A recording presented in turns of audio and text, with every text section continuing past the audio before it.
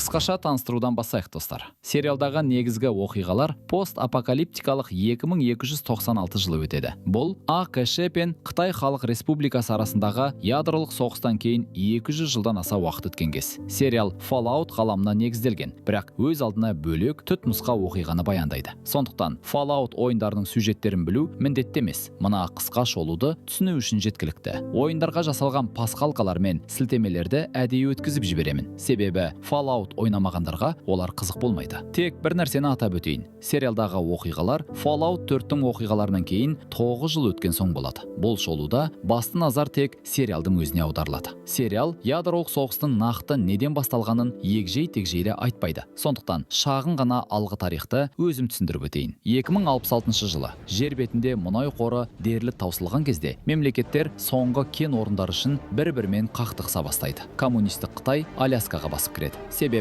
ол жақта мұнайдың ең соңғы ірі қорларының бірі болған. Осылайша Анкоридж үшін шайқас басталып, артынан Қытай-Америка соғысы өршіді. Кейін бұл қақтығыс ұлы соғыс деп аталып, сериал басталған сәтте ол соғысқа 11 жыл болған еді. Сериалдағы оқиғалар Лос-Анджелесте 2077 жылдың 23 қазанында басталады. Біз Купер Ховардты көреміз. Ол бұрын атақты актер болған. Адам және оның іті атты каубой фильмнің арқасында танылған. Бұл фильм 1975 жылы шыққан Бала және оның іті фильміне жасалған сілтеме. Тағы бір белгілі жайт бар. Жас кезінде Ховард 2066 жылы Қытай армиясына қарсы Анкоридж үшін болған шайқасқа қатысқан. Ол кезде оның жанында босы Чарли болған. Америкалықтар Аляска астанасынан Қытай әскерін ығыстырған соң, Ховард пен Чарли әскерден босатылады. Қазіргі уақытта Ховард Рой Спенсер есімді баланың туған күнінде атпен жасалатын трюктер көрсетіп жүр. Мерекеде Ховардтың қызы Жаней де бар. Ол әкесіне көмектеседі. Дәл сол сәтте үйдің ішінде теледидардан репортер бүгін Қытай Халық Республикасы мен Америка Құрама Штаттары арасында 11 жылға созылған соғыстан кейін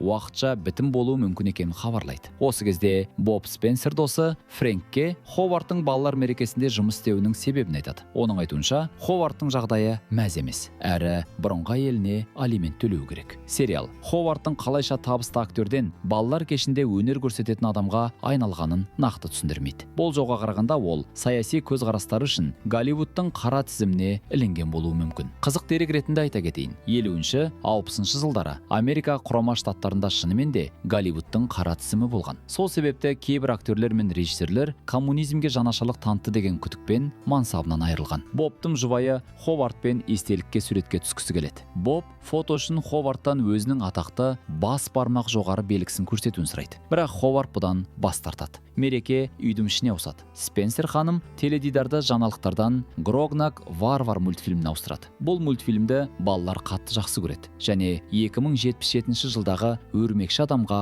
балама саналады. Өнер көрсетіп болған соң, Ховард пен Жаней сыртта заттарын жинайды. Сол жерде Жаней әкесінен неге суретке түскенде бас бармақ жоғары көрсетуден бас тартқанын сұрайды. Ховард қызына саусақ ережесін түсіндіреді. Ол актер болмай тұрып, теңіз жаяу әскерінде қызмет еткенін айтады. Сол кезде оларға соғыс кезінде қарсы жақ аса ірі бомба тастаса, үлкен саусақты көтеріп қарауды үйреткен. Егер саңырау құлақ тәрізді бұлт саусақтан кіші көрінсе, пауға қашу керек. Ал егер үлкен болса, қашудың өзі мәнсіз. Осы әңгімеден кейін Ховард үйге қайта кіріп, қызына мерекелік торттан бір тілім алып шығуды ұйғарады. Дәл сол сәтте Қытайлар Лос-Анджелестің орталығына ядролық бомба тастайды. Ховард тортты алып Жанейге қайтып кіргенде, оның үлкен саусағын созып, саңырау құлақ тәрізді бұлтқа қарап тұрған көреді. Алдымен Ховард мұны жай ғана өрт деп ойлайды. Бірақ бұлттың көз алдында тез ұлғайып бара жатқанын түсінеді. Бірнеше секундтан кейін соққы толқыны Спенсерлердің үйіне жетіп, барлық терезені қиратып кетеді. Спенсер отбасы жеке бомба панасына қарай қашады. Фрэнк Бобтан өзін және қызын кіргізуін өтінеді. Бірақ Боб орын жоқ деп бас тартады да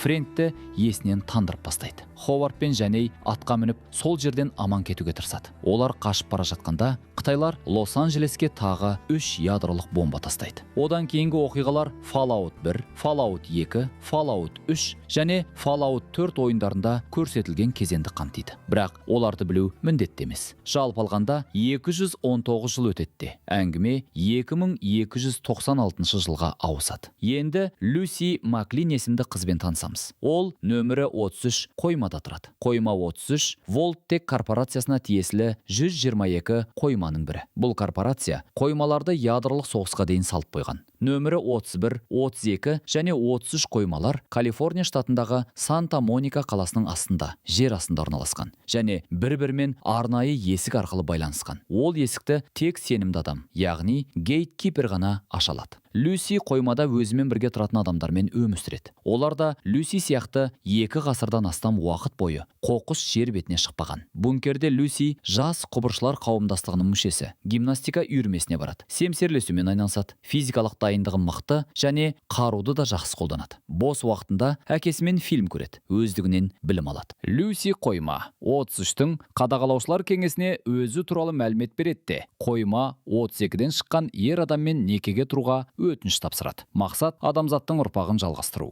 Үйленгелі отырған ер адамды ол ешқашан көрмеген. Себебі бұл әлемде адамдар отбасын махаббат немесе жеке пайда үшін емес, тіршілік жалғасу үшін құрады. Қадағалаушылар кеңесі Люсидің өтінішін мақұлдайды. Люсидің Стефани есімді жүкті құрбысы тойға дайындалуға көмектеседі. Стефани нөмірі 31 қоймадан шыққан. Ол Берк есімді ер адамға тұрмысқа шыққан соң қойма 33-ке ауыстырылған. Люси киініп болғаннан кейін әкесіне барады. Оның аты Хэнк, әрі ол қойма 33-тің қадағалаушысы. Люси әкесіне ішкі уайымын айтады. Ал Хэнк оны сабырға шақырып, өзі де Люсидің анасы Роузға дәл осындай тәртіппен үйленгенін баяндайды. Осылайша біз Люсидің өмірден өткен анасы Роуз осы қоймадан шыққанын, ал әкесі Хэнк бір кездері өз туған қойма 31-ден кетіп, қойма 33-ке ауысқанын білеміз. Кейін дәл сол жерде Люси дүниеге келген. Хэнк пен қалғандары Люсиді нөмірі 32 қоймаға апаратын есікке дейін шығарып салады. Жол бойы Люсидің Морм есімді ағасы болашақ күйеуі қыли, семіз немесе тым арық болып шығуы мүмкін деп қалжыңдайды. Ал Люси оған жай ғана күлімсірейді. Есік ашылар сәтте Люсидің немере ағасы Чет, ол әрі гейткипер, тумблер тұрып қалғанын айтып, Люсидің көшуін кейінге қалдырған дұрыс дейді. Негізі Чет Люсиге ғашық. Люси Четке жақындап, оған бір нәрсені еске салады. Ол Четпен төсекте бірге болу ұнайтынын жасырмайды. Бірақ екеуінің қосылуына болмайтынын айтады. Себебі денсаулығында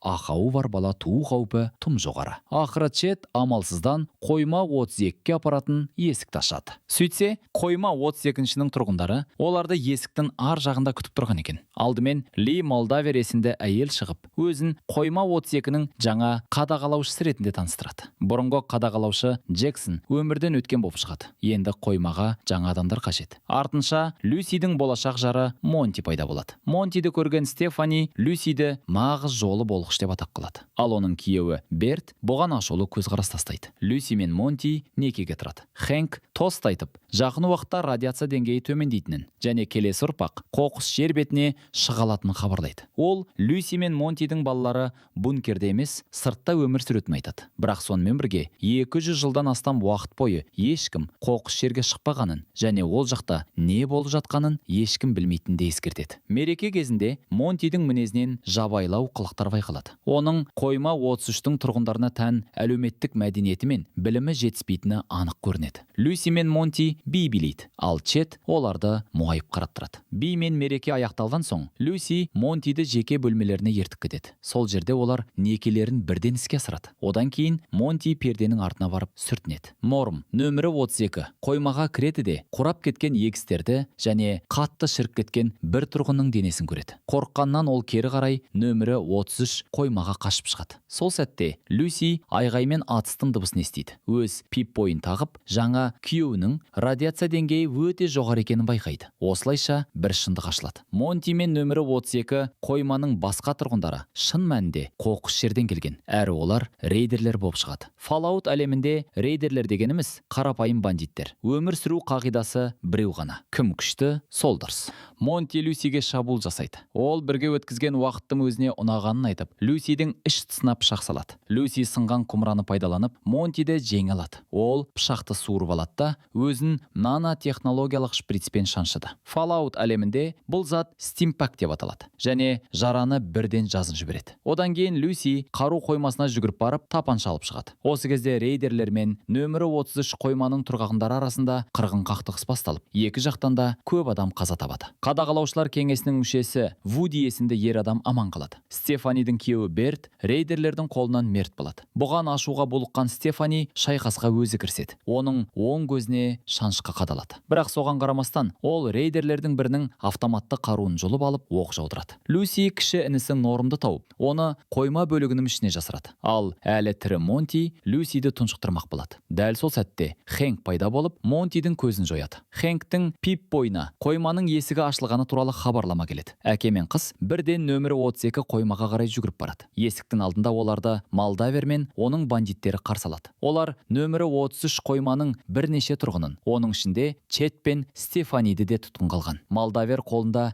детонатор ұстаттырып, Хэнкті таңдау жасауға мәжбүрлейді. Не тұтқындарды құтқару, не Люсиді сақтау. Хэнк Люсиді тазалау құралдарына арналған қоймаға қамап, оны жақсы көретін айтады. Осы сәтте рейдерлердің бірі Хэнкті тыныштандыратын дәрімен ұйықтатады. Ал Малдавер есіктің ар жағынан Люсиге үн қатып, оның анасына қатты ұқсайтынын атап өтеді. Рейдерлер Хэнкті қоқыс жерге алып кетеді, бірақ кетер алдында қалған тұтқындарды босатады. Жарылыс болған кезде нөмірі 33 қойманың тірі қалған тұрғындары паналап үлгереді. Ешкім қаза таппайды. Одан кейін олар жарақаттарын емдеп, көз жұмғандарды компостқа жібереді. Бұл олардың қоймасындағы жерлеудің қауіпті тәсілі. Төтенше жиналыста Люси Хэнкті құтқару үшін қоқыс жерге іздеу тобын жіберуді ұсынады. Бірақ қадағалаушылар кеңесі адамдардың өмірін қатерге тіккісі келмей, бұл ұсынысты қабылдамайды. Сол кезде Норм Люсиге қадағалаушылар кеңесі әкелерін табуды қаламайтынын айтады. Себебі Хэнк жоғалғаннан кейін алған биліктен айырылғысы келмейді. Люси әкесін құтқару үшін қоқыс жерге жалғыз өзі баруға бел буады. Норм мен Чет оған білдірмей қашып шығуға көмектесуді шешеді. Чет Пип-бой арқылы лифтіні бұзып ашып, оларды қойманың басты есігіне шығарады. Шығар алдында Чет Люсиді өзімен бірге кетуге көндіргісі келеді. Бірақ Люси келіспейді. Артынан ермес үшін оны тыныштандыратын дәрімен ұйықтатады. Норм Люсиге қоймадан кетуге тым қорқақ екенін мойындайды және соңынан бармайтынын айтады. Ол әпкесімен қоштасады. Дәл сол сәтте шыға беріс жаққа қойманың басқа тұрғындары Рек пен Дейви жақындап қалады. Олар Люсиді тоқтатуға тырысып, қоқыс жерде аман қалмайтынын ескертеді. Бірақ Люси шешімнен қайтпай, сыртқа шығады да есік оның артынан жабылады. Сыртта ол қаңырап қалған шөлді көріністі және қоймаға жетуге тырысып, көз жұмған адамдардың қаңқаларын көреді. Біраз жүрген соң, ол тынық мұхитының жағасына шығады. Алдында мұхит, ал алыстан қираған Санта-Моника пирсі көрінеді. Оқиға қоқыс жердегі әскери базаға ауысады. Осы жерде біз Максимус деген жігітпен танысамыз. Ол болат бауырластықтың мүшесі және аспиранттар тарапынан кәдімгі дедовщина ретінде соққыға жығылады. Болат бауырластық бастапқыда Америка құрама штаттарының әскери бірлестігі ретінде құрылған. Олар өздерін жай ғана қарулы күш емес, өркениеттің сақшысымыз деп санаған. Сол себепті ескі әлемнен қалған барлық сызбалар, дискілер, кітаптар мен жазбаларды жинауға тырысқан. Технология мен адамзат дамуын тек өздері бақылауы керек деп сенген. Өйткені өткеннің қателігі қайталанбасын деген ой болған. Олар гүлдерді және басқа да мутанттарды жек көреді. Гүл деген кім екенін кейінірек айтамын. Енді Максимустың өзіне келейік. Ол балалық шағын Шейди Сенсте өткізген. Бұл ядролық соғыстан кейін пайда болған ең ірі мемлекет жаңа Калифорния Республикасының астанасы. Максимус отбасымен бірге сол жерде туған. Бірақ бір күні қалаға шабуыл жасалып, бүкіл отбасы сол қырғында көз жұмады. Ал Максимус тоғастықыштың ішінде тығылып аман қалады. Кейін болат бауырластық Шейди Сенстің қирандыларына келеді. Болжам бойынша соғысқа дейінгі технологияларды жинау үшін сол жерде олар кішкентай Максимусты тауып алып, өздерімен бірге әкетеді. Болат бауырластық оған жаңа есім береді. Максимус тамақпен қамтамасыз етіп, қауіпсіз панажай ұсынады. Ал оның бұрынғы аты сол күйі белгісіз болып қалады. Аспиранттар ұрып кеткеннен кейін Максимустың жанына досы Дейн келіп, орнынан тұруға көмектеседі. Қызық дерек, сериалдағы Дейн кейіпкерін трансгендер актер Кселия Мендес Джонс ойнайды. Ал Fallout әлемінде Дейн бинарлы емес персонаж, яғни өзін еркек те, әйел де деп санамайды. Ортасында бір нәрсе. Сериалда оған олар деп сөйлейді. Бірақ қысқа шолуда бұл ыңғайсыз болғандықтан мен Дейнді жігіт деп атаймын. Клирик Феликс атты жігіт болат бауырластық миссиясы туралы айтады. Соғыстан бұрынғы технологияларды іздеп тауып жинау. Сондықтан әрбір оқушыға соғысқа дейін жасалған кез келген техника мен құралды тануды үйрену керек. Феликс Максимусқа бір техниканы анықтауды тапсырады. Бірақ ол істей алмайды да, мұрынға сызғышпен соққы алады. Сабақта Прайдвен атты алып, дирижабльдің келуі үзіп жібереді. Барлық оқушылар сыртқа шығып, Т-60 күшті сауыт киген жігіттерді бақылап тұрады. Бұл сауыт Тони Старк костюмына ұқсайды. Fallout әлемінде оларды рыцарь деп атайды. Рыцарь атағы болат бауырластықтағы үздік оқушыларға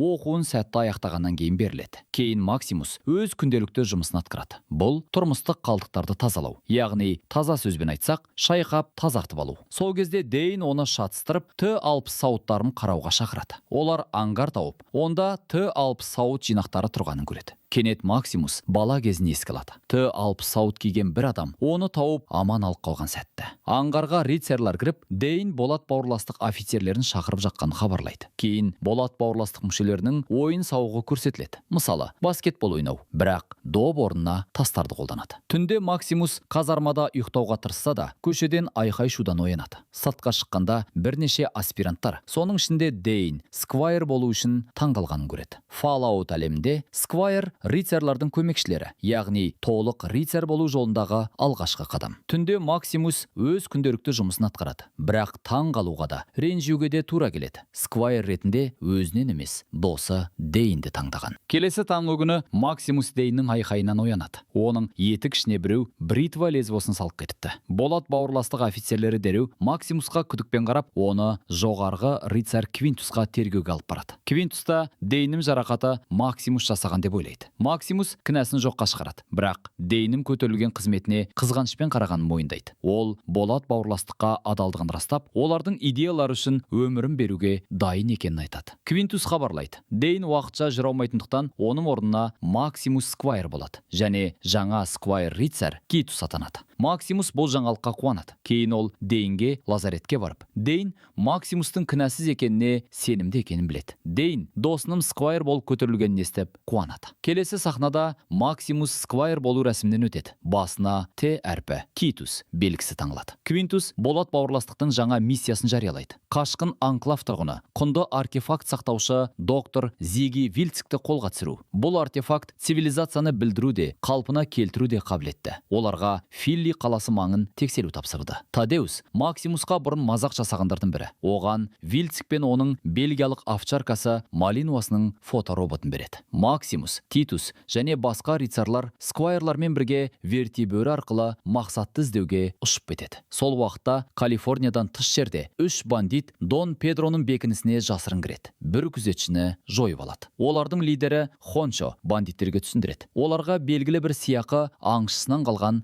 қабірді табу керек. Дон Педро оны тірі жерлеген, бірақ жылына бір рет қазып алып, денесінің 1-2 бөлігін кесіп қайта жерлеген. Дон Педро мұны оның жеке жауы деп есептеп мазақтау үшін істеген. Олар қабірді табады. Оған қосылған 2 тамшылатқыш бар. Жерден түтікшелер шығып тұр. 2 бандит, Биги мен Слим, гүлді қазу керек екен түсініп шошып кетеді. Гүл ұлы соғыс кезінде радиациядан қатты зардап шеккен адамдар, мутанттар. Fallout әлемінде адам тым көп радиация алса, не сәулелік зақымнан өледі, не гүлге айналып дерлік өлмейтін жаратылысқа айналады. Дегенмен оларды әлі де өлтіруге болады. Бірақ қарапайым оқ пен пышақ оларға қатты зиян келтірмейді. Биги гүл жабайы болуы мүмкін деп алаңдайды. Хончо тауықты шығарып, жабайы гүлдер инстинктивті түрде тауықты ұматпайтынын айтады. Егер гүл оған шабуыл жасаса, бұл өлтіруге сигнал болады. Бандиттер қабірді қазып, оны ашады. Қабірден мутерленген Ховард шығады. Сол атақты актер. Біз оны 200 жыл бұрын көрген едік. Ховард дереу тауықты байқап, қолын алады. Хончо Ховарды бірге жұмыс істеуге шақырады. Үлкен ақша табуды ұсынады және доктор Вильциктің портретін көрсетеді. Оның басы үшін үкімет үлкен сыйақы тағайындаған. Ақпараты бойынша Вильцик Калифорнияға Молдаверге бара жатыр. Хончо Ховардтың сол жерден шыққанын біледі, бірақ ковбой ұсынысқа қызықпайды. Содан кейін Хончо оны қайта қабірге тастауға қауіп төндіреді. Ховард лассо лақтырып, Хончоны жерге түсіреді. Кейін Слим мен Бигиді өлтіреді. Содан соң Ховард Хончоны қабірге итеріп, оқиға орнынан кетеді. Тірі қалғаны тек пауық болады. Ховард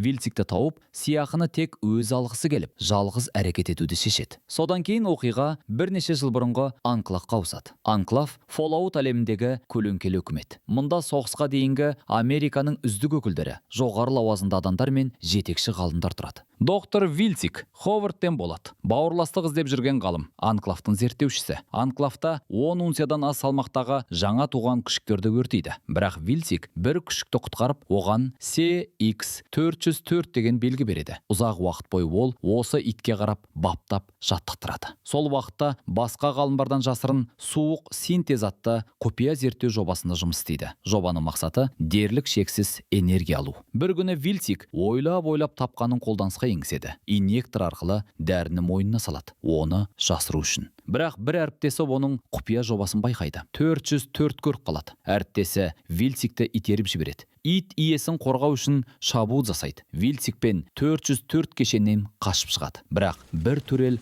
автоматты түрде оқ жаудырады. Дегенмен ғалым мен ит аман қалады. Вильсиктің мақсаты құрылғыны рейдерлердің лидері Молдаверге жеткізу. Оқиға қазіргі уақытқа оралады. Люси қоқыс жерде серуендеп жүріп бір үйге кіреді. Сол жерде белгісіз отбасының сүйектері үстелде жатыр. Үстелде Волттек деген жазуы бар банка бар. Бәлкім отбасы таблетка қабылдап, өздігінен оттан қалған. Түнде Люси от жағып ұйықтауға жатады. Жартылай ұйқыда ол рықылдаған дыбысқа оянады. 404. Вильсиктің сол ит оны бақылап отыр. Бір сәттен кейін 404 ратқоңызды байқап шабуыл жасайды. Содан кейін Люси от жағасында отырған Вильсикті көреді. Ол ратқоңыз туралы айтып береді. Бұлар бұрын қарапайым тарақандар болған, бірақ радиация әсерінен үлкен жыртқышқа айналған. Вильсик бірден түсінеді. Люси жергілікті емес, сондықтан оған қоймаға қайтуды ұсынады. Қоқыс жерде өмір сүру қабілетіне күмәнданады. Бірақ Люси әкесін таппайынша ол қайтпайтынын айтады. Вильсик өз атын айтпай 404-тен бірге кетеді. Максимус Титуспен қалғандары вертибер арқылы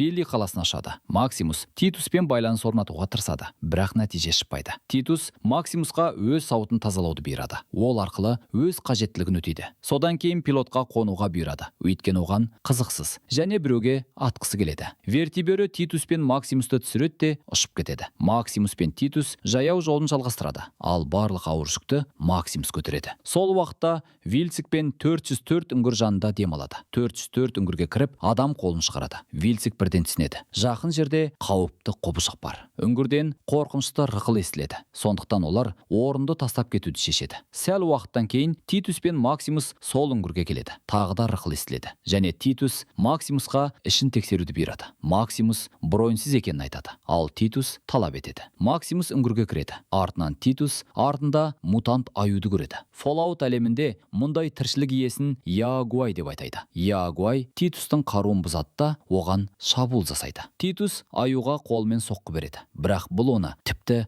ашуландырады. Жағдайдың қиын екенін түсініп, Титус қашпақ болады. Бірақ Ягуай оны қуып жетеді. Титус Максимусқа көмек сұрайды, және Максимус қысқа ойланып аюға атуды шешеді. Бір оқпен Ягуайды өлтіреді. Максимус Титустың қалпағын шешеді. Титус стимпак беруді талап етеді, жарасын емдеу үшін. Бірақ бір уақытта Максимусты кінәлап, ар намысын жерге тиеді. Тұрақты қорлаудан шаршаған Максимус емдеуден бас тартады. Титус Сквайрға ескертеді. Егер ол қаза болса, өледі. Бірақ Максимус миссияны орындап, мақсаты ғалымды әкелсе, аман қалады деп сендіреді. Люси шөн даладағы бір үйде фермермен кездеседі. Ол су сүзгісін жөндеуге тырысып жүр. Люси қару бағыттағанын көргенде, фермер ақша жоқ екенін айтады. Люси оған өз судан бір жұтым ұсынады. Фермер бөтелкені бірден ішіп қояды. Ол Люсиға Фели қаласына апарар жолды көрсетеді. Бірақ өзі ешқашан барған емес екенін ескертеді. Оның айтуынша, сол жерде адамдарды жиі өлтіреді. Соның ішінде бірнеше туысқандарында. Фермер Люсиға өзімен бірге қалуды ұсынады. Бірақ Люси бас тартып, Фелиге қарай бет алады. Сол уақытта Максимус Ти 60 күшті сауытын киеді. Бұл бұрынғы Титустың сауытын, және балаша қуанады. Сауытты сынап көріп жатқанда, ол кездейсоқ қираған ғимараттың қабырғасын құлатып жібереді. Сол сәтте ол бір ер адамның саудагерді соғып жатқанын көреді. Максимус араласып, саудагерді құтқарады. Саудагер оған ризашылығын білдіріп, джентльмен деп атайды да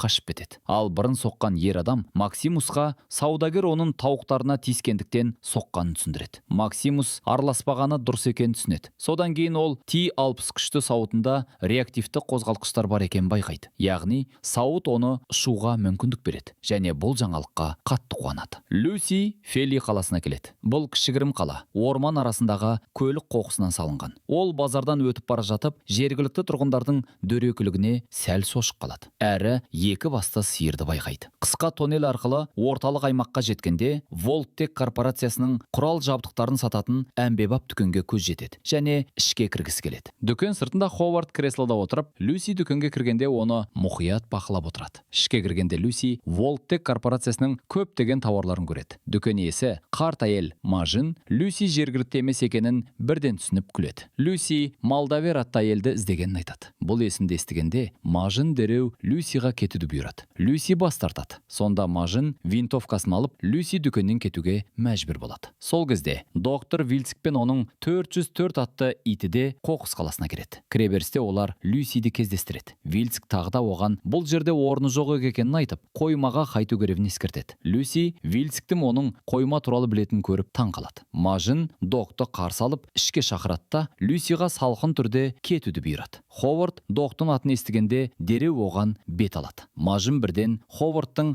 гүл екенін түсініп, оған Филиде болуға тыйым салынғанын ескертеді. Ховард оған қарамастан алаңға шығып, Вильциктің басы үшін үлкен сыйақы тағайындалғанын жариялайды. Содан кейін Вильциктің аяғына оқ атқан. Мажин жасырынып, алғашқы Ховардты өлтіргенге 1000 бөтелке қақпақты уәде етеді. Филидің бірнеше тұрғыны бұйрықты орындауға тырысады. Бірақ Ховард бәрін тез-ақ тоқтатады. Содан соң ол сөреден бірнеше қызанақ алып жей бастайды. Сол сәтте артына бірнеше рет оқ тиеді. Бірақ оқтар оған ауыр зиян келтірмейді. Ховард жасырынып, винтовканы қайта жүктейді де қалған атқыштарды өлтіреді. Мажиннің оң аяғы жарақат алады. Ховард Вильцикке беттеген кезде 404 оны қорғау үшін шабуыл жасайды. Ховард қарсы тұрып, итті пышақпен соғады. Дүкен ішінде Люси Мажиннің күнделігін қарап, Малдавер туралы жазбаларды іздейді. Вильциктің айғайын естіп, ол сыртқа шығып, Ховардқа оны мазаламауды сыпайы түрде өтінеді. Бірақ Ховард бұрылмай алға қадам басады. Сонда Люси транквилизатор арқылы оған жүрегіне оқ атып қалады. Дегенмен Ховардқа әсер етпейді. Ол дротикті шығарып, Люсиге пистолет қояды. Сол сәтте Максимус Т 60 күшті сауытпен шығып, Ховардқа қызды босатуды бұйырады. Ховард бас тартпай Люсиге атпақ болып дайындалады. Ол оқ атар сәтте Максимус Люсиге қарай итеріп, өз денесімен қорғап, оған Вильцикті қорғауды сұрайды. Люси келіседі. Люси мен Мажин Вильцикті дүкенде жасырып, ал Максимус Ховардпен күреседі. Ішінде Мажин көмекшісіне Вильцикке арналған протез аяғын әкелуді бұйырады. Көмекші протезді әкеліп, Мажин Вильцикке киеді. Содан кейін Люсиге докторды біреуге жеткізуді өтінеді. Люси бас тартады. Бірақ Мажин докторды Малдаверге жеткізу керегін айтқанда келіседі. Қарт әйел Вильцикті Люсиге әкесін Хенк айырбас ретінде қолдануға ұсыныс жасайды. Люси келіседі және Мажин Малдавердің имаратының координаттарын Люсидің пип бойына енгізеді. Артқы есіктен шығып, Люси Максимустың Ховардпен сәтті күресіп жатқан көреді. Ол Вильцикті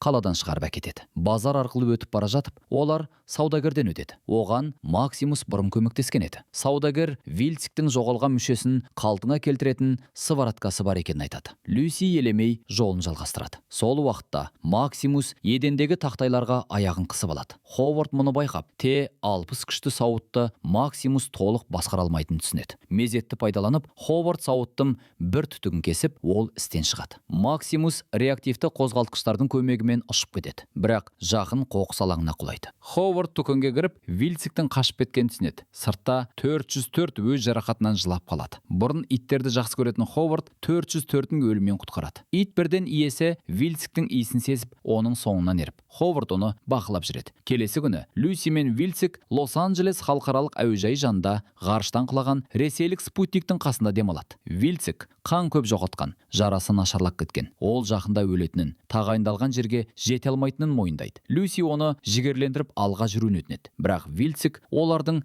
жоспары бар екенін түсіндіреді. Вильцик өліп қалса, Люсидің оны Малдаверге жеткізу үшін басын кесіп алуын өтінеді. Ол оған мисс Маклин деп сөйлейді. Бұл Люсиді таңғалдырған. Себебі фамилиясын ешкімге айтпаған еді. Бірнеше секундтан кейін ол өмірден озады. Кемінде Люси оның соңғы тілегін орындауға бел байлайды. Сцена 200 жылдан астам уақытқа артқа ауысады. Ұлы соғыстан біраз уақыт бұрын Ховард Дед Хорстен кірген адам фильмінде түседі. Ол шериф рөлінде қылмыскерді ату керек сахнаны ойнайды. Бірақ Ховард оны жасауға қарсы шығып, сценарийге өзгертулер енгізуді сұрайды. Режиссер Эмиль Дейл сахна арқылы көрсеткісі келеді. Жақсы адамда қатты жағдайда қорқынышты әрекетке баруы мүмкін. Түсірілімнен кейін ер адамдар далада түскі асқа шығып, фильмнің детальдерін талқылайды. Сол сәтте Ховард әйелі Барт сауытты байқап, Эмильмен әңгімесін тоқтатады. Барып, Ховардқа лаванда тәттісінің бір бөлігін береді. Ол оны жаман көріп қабылдамайды. Содан кейін қызы және жүгіріп келіп, фотосессияға арналған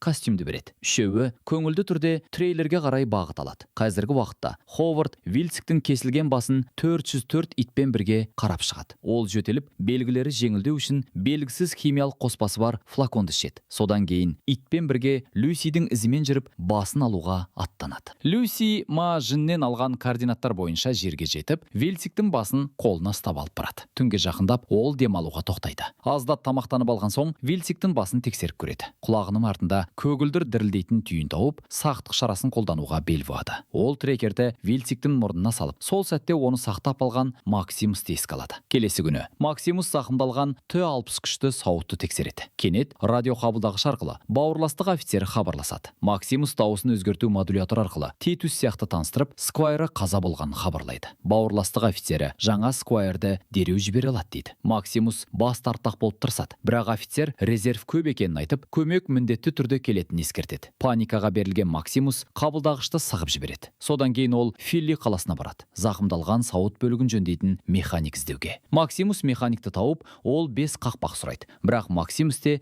тек 4 қақпақ бар. Ақыр соңында бір тісін сатып, жетіспейтін қақпақты алады. Механикке 5 қақпақты беріп, детальды бір қозғалысымен жөндетеді. Максимус Т-60 күшті сауытқа қайта оралып, мародерлер оның сауытын ұрламақ болған байқайды. Күрес басталады. Бірақ күшті емес. Бандиттер Максимусты санасын жоғалтқанша соғады. Оянып, ол құбыр алып, екінші раундқа шығады. Екі бандитті бірден құлатады, бірақ қалғандары қайта соғады. Олар оны Т-60-қа тақап, Максимус қолын сауыттың жеңіне салып, лидер Томның басын Т-60 күшті сауыт арқылы сындырады. Екінші бандит қорық қашады. Сол сәтте Максимус вертиберіні байқайды. Ол болат бауырластық базасынан жаңа Сквайрмен келеді. Максимус артынан жүріп, вертиберден Тадеус шыққанын көреді. Мектепте ең қатты мазақтаған адам. Максимус жөнделген бөлікті орнатып, Т-60 күшті сауытты киеді. Тадеус оны көрмей тұрғанда. Максимус бұрынғы қорлықтары үшін Тадеусты басып бастауға ойлайды. Бірақ ол кешірім сұрап, толық бағынуын уәде етеді. Максимус оны тірі қалдырып құл етеді. Сауытты тазалауды бұйырады. Тадеус Феликстің айтқаны, ғалымды табатын адам бүкіл әлемге билікке ие болады дегенін хабарлайды. Люси Голливуд бульварынан өтіп барады. Ол суға толған көлге айналған. Ол бұғының бұзауын байқап, тамақ береді. Бірақ кенет қорқынышты дыбыс естіледі. Су бетінде мутантталған гүлпер балығы шығып, бұғының бұзауын суға тартады. Гүлпер доктор Вильсиктің басын ұрлап кетеді. Люси оның артынан секіруге дайындалады. Бірақ артынан Ховард пайда болып, қаруын бағыттайды. Ол Люсиді қарудың артқы бөлігімен соғып, рюкзагын тексереді. Бірақ Вильсиктің басын таба алмайды. Содан кейін Ховард су жанында шыбықты байқап, басын Гүлпер ұрлап кеткенін түсінеді. Қойма 33-тегі қадағалаушылар кеңесі Четті гейткипер қызметінен алып тастайды. Ол мұны естіп қатты ренжиді. Кеңес Нормды өздеріне шақырып, оны қалай жазалау керегін талқылайды. Өйткені дәл сол Норм пен Чет Люсиді қашуға көмектескен. Соңында Нормке жазалау ретінде қамаудағы рейдерлерге тамақ таратуды тапсырады. Бұдан бөлек барлық тоңазытқыштар өлтірілмегені белгілі болады. Кейбірі тұтқынға алынған. Максимус Тадеусты ағашқа шығарып, жоғалма жинауды бұйырып мазақ етеді. Жол бойында Сквайр сұрайды: Максимус Вильсикті көрген бе деп. Максимус көргенін айтып, бірақ ұстай алмағанын түсіндіреді. Гүл кедергі болып, Вильсик қызбен бірге қашып кеткен. Тадеус ойлайды, бәлкім Максимус Гүлді өлтірді. Өйткені болат бауырластық олардан жалықпайды. Бірақ Максимус Гүл әлі тірі дейді. Тадеус сонда қорытынды шығарады. Максимус Гүлді әдейі жіберді. Сол арқылы оларды Вильсикке жеткізу үшін. Сквайр қандай да бір құрылғы шығарып, Ховардтың радиациялық ізін бақылау қылады. Максимус таң қалады. Өйткені ондай құрал бар екенін білмеген. Естерімізде болса, ол сабақта аса жақсы оқымайтын. Кейін олар Вильсиктің денесін табады. Максимус қорытынды жасайды. Шымайы мақсат басы. Егер денесі тасталған, ал басы алынған болса, онда тек басының құндылығы бар. Тадеус Т-60 күшті сауыттағы Максимусқа су құймақ болады. Бірақ Максимус бастабында оның не істеп жатқанын түсінбей итеріп тастайды. Кейін келісіп су құюды орындайды. Тадеус су құйып болған соң өз балалық шағын әңгімелейді. Ол қоқыс жерде өсіп, отбасы саудаға шыбын калыбын өсіргенін айтады. Максимус Т-60 күшті сауытта Таддеусқа сұрайды. Ол бұрынғы сквайрына қалай қарағанын білу үшін. Таддеус жауап береді. Максимус жақсы жігіт болған, бірақ өзімен бірге басқа да балалар үнемі мазақтап соққы берген. Солай бола тұра, Максимус мектепке келгенге дейін мазақ объектісі Таддеус өзі болған. Ол егер тағы бір жаңа оқушы келсе, Максимус пен басқалар оны мазақтай бастайды деп қосты. Таддеус соңында қосады. Ол Максимус жеткілікті ұзақ өмір сүрмегеніне өкінеді. Әйтпесе, өзінен біреуін соғуға үлгерер еді. Ховард Люсиді су блогына байлап, катушканы бірнеше рет суға түсіріп шығарады. Люси оны тоқтатуды сұрап жалынғанымен, Ховард мұны азаптау емес, Гульперді аулуға арналған приманка деп түсіндіреді. Приманка нәтижесін береді. Монстр Люсиді ұрады. Бірақ Ховард оны құтқарады. Ховард есін жиған кезде Гульпер қашып кетеді, ал ит оны қуып жібереді. Ховард сөмкесін ашып, барлық флакондарының қиратылғанын көреді. Бұрын оны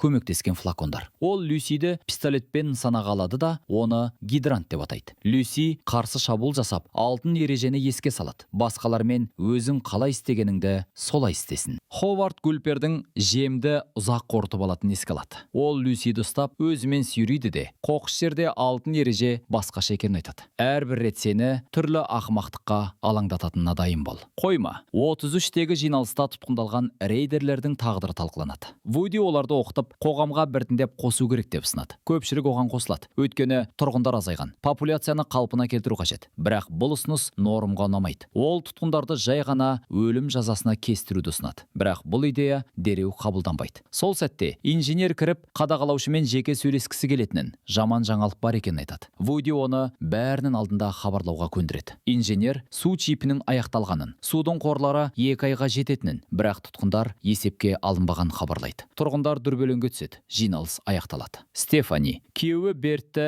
рейдерлер өлтірген әйел мормға қосылып, тұтқындарды өлім жазасына кесуге келісетінін айтады. Максимус пен Таддеус Ховардтың ізін қуады да көлге жетеді. Кенеттен Гульпер оларға жақындап келеді. Максимус Таддеусқа кері қайтуға бұйырады. Өзі суда қалып, Гульперге атпақ болады, бірақ барлық оқтар болмайды. Гульпер су үстінен секіріп шығып, Максимусқа шабуыл жасайды. Таддеус монстрге оқ атқанымен, Гульпер ашуланып жағаға шығып, Таддеусты жеуге тырысады. Максимус оны тартып алмақ болып жатқанда, Гульпер уланып, сұйықтық бөледі де сосын өледі. Иттің үні естіледі. Олар қараса, 404 Вильсиктің басын тіліп жатыр. Ховард Люсиді қоқыс жер арқылы апарады. Жолдары бойында бұрынғы кинокомпанияның қирандыларына тап болады. Онда ол бір кездері жұмыс істеген. Люси су бөлісуді сұрайды, бірақ Ховард оны елемей, қалғанын арнайы төгіліп жібереді. Олар лас және радиоактивті судың жанынан өтіп бара жатып, Ховард Люсиге қоқыс жерде таза ештеңе қалмағанын айтады. Жол бойында Люси Волтек компаниясының маскоты Волт баланы көрсететін жарнама тақтасын көреді. Ховард тақтадағы суретке тесік жасап, біз флешбекке өтеміз. Ховард болашақта қойма тұрғындары киетін костюмде трейлерінен шығып, фотосессия алаңына келеді. Онда оның әйелі Барб, Волтек корпорациясының бас директоры. Ховардтан компанияны насихаттау үшін бірнеше сурет түсіруді сұрайды. Фотосессия кезінде Ховард бас бармақ жоғары қимылын жасауға ұсынады. Ал жетекшілер келіседі. Сол арқылы біз Волт баланың Ховард бейнесінде жасалғанын білеміз. Ховард қатты жөтеле бастайды. Өйткені оның флакондары таусылған. Олар клиниканың жанынан өтіп бара жатып, біреу айқайлаған естиді. Менің атым Роджер. Ховард ішке кіруге шешім қабылдайды. Бірақ қауіпсіздік үшін Люсиге алдымен кіруге бұйырады. Ішке кіргенде олар Роджерді табады. Жабайы гүл. Ховард бірден танып қалады, анықталады. Роджер мен Ховард бұрыннан достар болған. Роджердің флакондары таусылып, ақыл есі біртіндеп шатасып барады. Ол Ховардтан флакон сұрайды, бірақ Ховардта ештеңесі жоқ екенін айтады. Бәрі бұрын сынған. Ховард пен Роджер ядролық соғысқа дейінгі өмір туралы әңгімелеседі. Кейін Роджер қуана-қуана Люсиге өз анасы туралы айта бастайды. Бірақ кенеттен Ховард оны өлтіреді. Оны қиналмау үшін. Бұл Люсиге шок болады. Ол не үшін екен сұрайды. Бірақ Ховард жауап бермей, алғаш рет оның атын білуге қызығады. Люсидің тегі Маклин екенін естігенде ол таң қалады. Содан кейін Ховард Роджердің денесін жей бастайды. Люси оны айыптап, қойма тұрғындары ешқашан каннибализмге бармағанын айтады. Тіпті үлкен оба кезінде де, сол кезде оның әкесі айтуынша анасы аштан көз жұмған. Бірақ Ховард үшін бұл мәселе мәселелер маңызды емес. Өйткені қоқыс жерде ол әлде қайда қорқынышты заттарды көрген. Ховард Люсиге Роджердің денесін кесіп бөлуді бұйырады, және ол мәжбүрлі түрде бағынады. Осы уақытта қойма тұрғындары жаңа қадағалаушыны сайлауды шешеді. Кандидаттар Рек, Вуди және Бетти есімді әйел. Вуди Рекке бір тұтқын рейдерді сұрастыруға тырысқан, бірақ нәтиже болмағанын айтады. Сол уақытта олар тоңазытқыштың түрмеден шығуға тырысқан байқап, оны седативпен ұйықтатады. Бетти Нормпен жиналыстағы рейдерді жазалау туралы ұсынысы жайлы сөйлеседі. Ол Нормға соңғы Маклин ретінде оның тұрғындар арасында үлкен әсері бар екенін еске салады. Бетти адамдарды паникаға салуды тоқтатуды сұрайды. Норм мойындайды. Рейд кезінде ол қоймада жасырынған және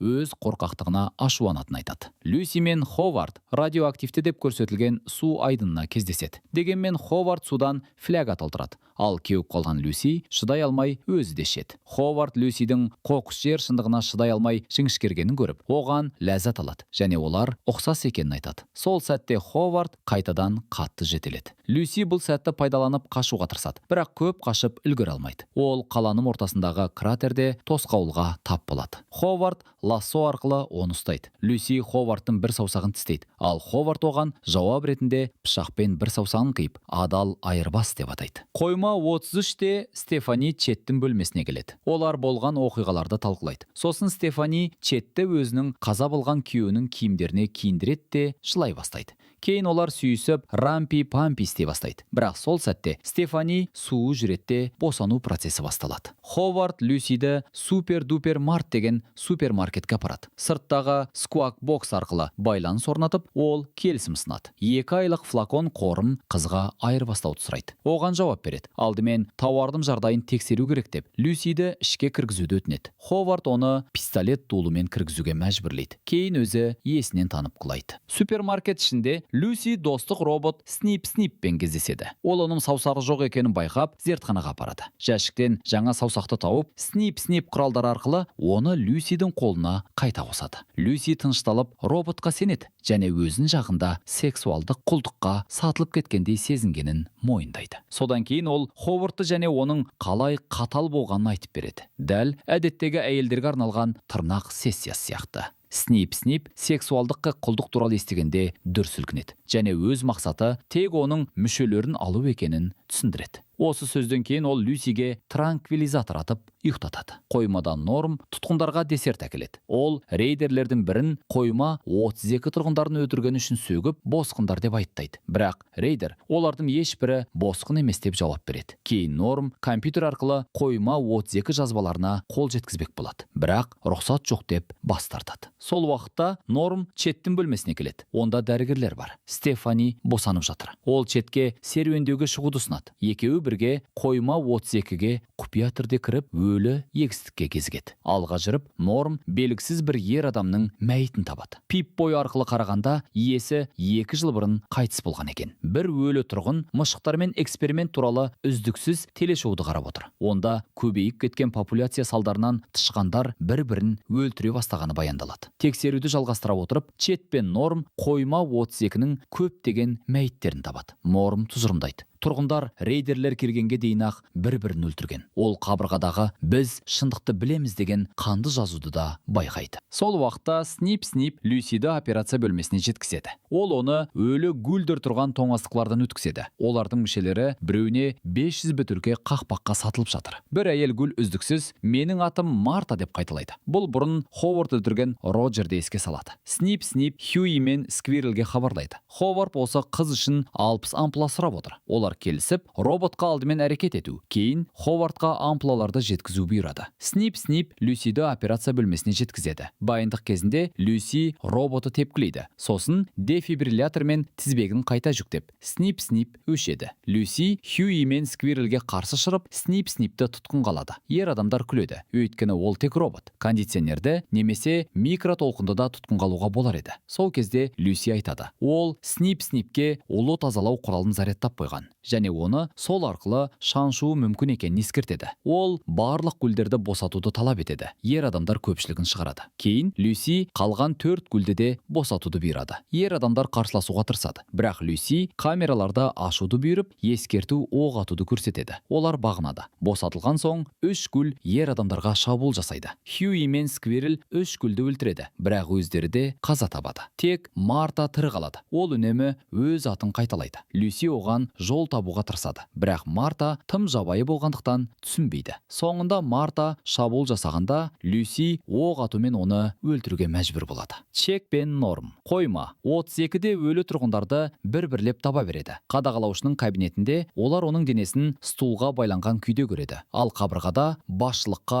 өлім деп жазылған граффити бар. Компьютер мен журналдарды қарап шыққан Норм түсінеді. Қойма 32-ке кіретін есікті рейдерлер ашқан. Ол үшін оның қайтыс болған анасының, Роуз Маклиннің пип-бойын қолданған. Люси ғимараттан қорғаушы былғары костюммен шығады. Ол Ховардты жерге жатып қалған күйінде көріп, дәрі-дәрмек флакондары болмаса, оның жақын арада жабайы гүлге айналатынын түсінеді. Люси Ховардқа олар ешқашан ұқсамайтынын және ол сияқты болмайтынын айтады. Содан кейін ол алтын ережені еске салады. Флакондарды жанында қалдырып кетеді. Кейін жаңартылған Ховард ғимаратқа кіріп флакондарды ішеді де Dead Horse адамы фильмнің кассетасын табады. Ол отырады да фильмді қарап флешбектегі сәтке жеткенше көреді. Онда ол шериф ретінде сценарий бойынша злодейді өлтіруге мәжбүр болған. Максимус рыцарь Титус кейпін киіп Тадеус Вильцктің басын алғанын мерекелейді. Тадеус Максимустан оны ресми сквайр ету үшін белгі қоюын сұрайды. Біршама ойланып, Максимус келісіп, оған Т әркін қояды. Содан кейін Максимус өзінің шынайы тұлғасын ашып, шлемін шешеді. Тадеус шокта қалады. Максимус олар әлі де достасуға болатынын айтады. Тадеус Максимус рыцарь Титуспен не істеген сұрайды. Және ол өлі екенін білгенде болат бауырластық оны жазалайтынын айтады. Олардың арасы төбелеске ұласады. Шайқаста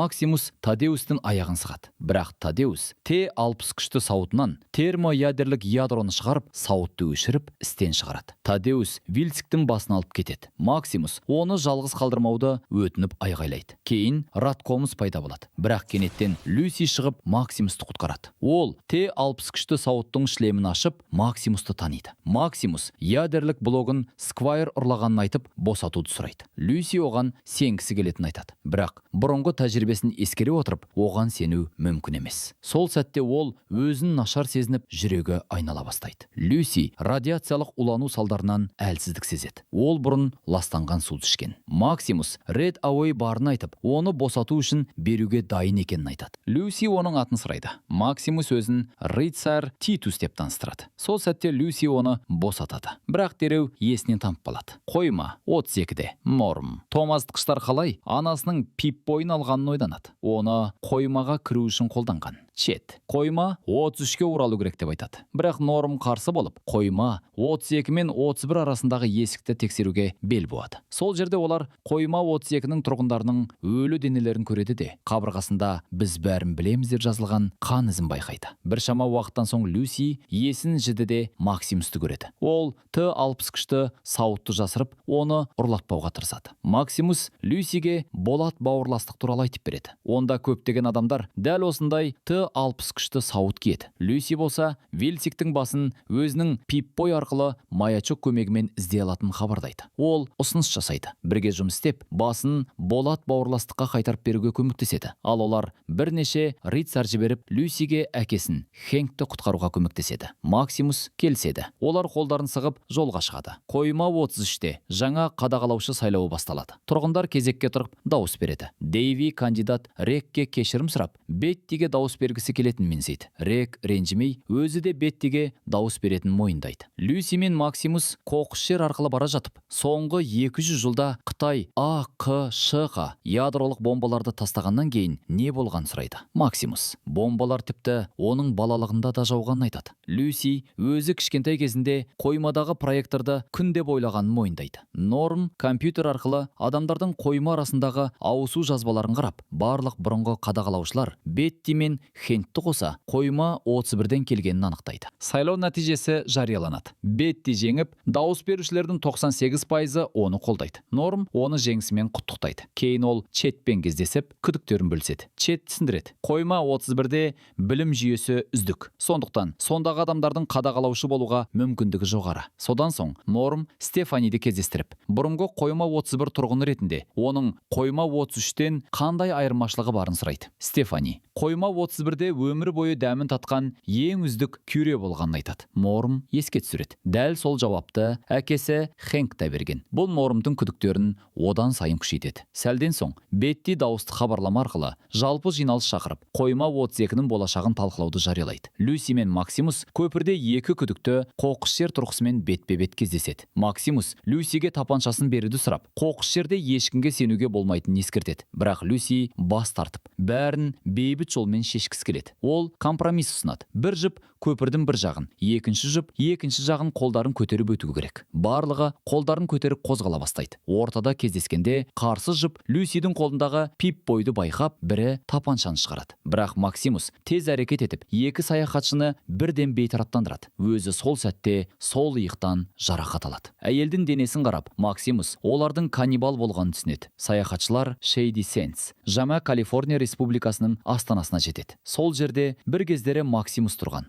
Люси билбордтағы жазуды көріп таң қалады. Соғыстан кейін мұнда 34 мыңнан астам адам тұрған. Максимус Люсиге Жаңа Калифорния Республикасының 2189 жылы құрылғанын баяндайды. Люси бұл жаңалықтан ренжіп кетеді. Егер радиация азайған болса, қойма тұрғындары қоқыс жерге өте ерте шығалған шығар. Максимус оны жұбатады. Жаңа Калифорния Республикасының бұрынғы қоғамды қалпына келтіру миссиясын толық орындай алмағанын түсіндіреді. Содан соң ол Люсиге ядролық бомба түскен алып кратерді көрсетеді. Люси мұнда не болған сұрайды. Максимус: әркім әлемді құтқарғысы келеді, бірақ әрқайсысы өз жолымен әрекет етеді дейді. Сол сәтте Максимустың басы айнала бастайды. Люси оның жарақаты ойлағаннан да ауыр болуы мүмкін екенін түсінеді. Олар медициналық зертхана ғимаратын табады. Люси бірінші кіріп кетеді. Бірнеше минуттан кейін шықпаған соң Максимус артынан кіреді. Іште ол жалғыз жарық көзін, төбеден жыпылықтап тұрған жарықты көреді. Ол оны медициналық құралдар деп жазылған есікке апарады. Алдыңғы есіктің артында тағы бір есік бар. Сол сәтте келген жолы блокталады. Төбеден газ ағып, Максимус люкке түсіп кетеді. Бетти тұрғындарды қойма 32-нің кіре берісіне әкеліп, қадағалаушы қойма 31-мен келіссөз жүргізгенін хабарлайды. Олар қойма 32 бос қалмауы керек деген шешімге келеді. Бетти алғашқы жарлығын шығарады: қойма 33-тен бір бөлікті қойма 32-ке көшіру бағдарламасын іске қосу. Ол тұрғындар тобын қойма 32-ке апарып, қазір ол бұрынғыдан мүлде өзгеше көрінеді. Барлығы жөнделген, тазаланған. Норм қадағалаушының кабинетіне кіріп, сынған компьютерді байқайды. Ол Беттиден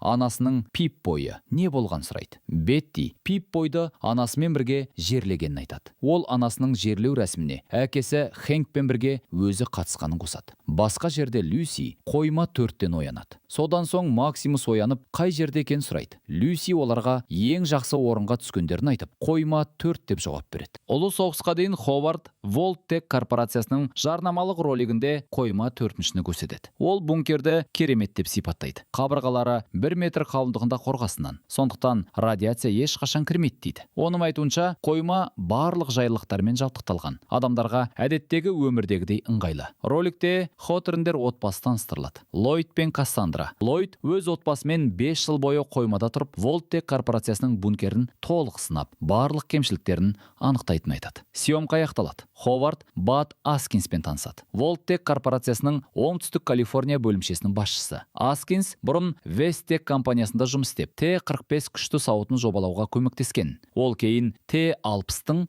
негізі болған айтады. Ховард Анкордж үшін шайқаста Т-45 сауытын киген, бірақ оның кемшіліктері көп болған. Соғыс кезінде көптеген адамдардың сол себептен қаза тапқан еске алады. Сол сәтте Ховард әйелі Барбаны байқап әңгімені аяқтайды. Ол бүгін үйде жалғыз болып отыруын ұсынады. Бірақ әйелінің түсірілімнен кейін әріптестерімен жабық кеш өткізетінін айтқанына көңілі толмайды. Әйтсе де ол қарсы шықпай, тек сүйіп кетеді. Үйінде Ховард сүйікті Рузвельт атты итін сипалап, бөлмеден шығып, кештегі қонақтар жиналған топқа барады. Барлығы оны культтік фильм, адам және оның еті үшін мақтап, құрмет көрсетіп жатыр. Достардың осы жалтақ мінезі Ховардты қатты ыңғайсыз сездіреді. Сондықтан ол кештен кетуге шешім қабылдайды. Сыртта ол өзінің досы, әрі әріптесі Себастьян Леслиді көреді. Мультфильмдерге дауыс беретін танымал актер. Себастьян ғана Ховардтың достары ішінен кешке келген. Себебі қалғандары оны сатылып кетті деп. Волттек корпорациясының апокалипсис туралы жарнамалық ролигінде басты бетке шыққанына ренжіп араласпайды. Ховард осы жарнама үшін көптеген келісімшарттарын жоғалтқанын мойындайды. Себастьян екеуінің ортақ досы Чарли туралы айтып береді. Ол Ховардпен бірге 2066 жылы Анкоридж үшін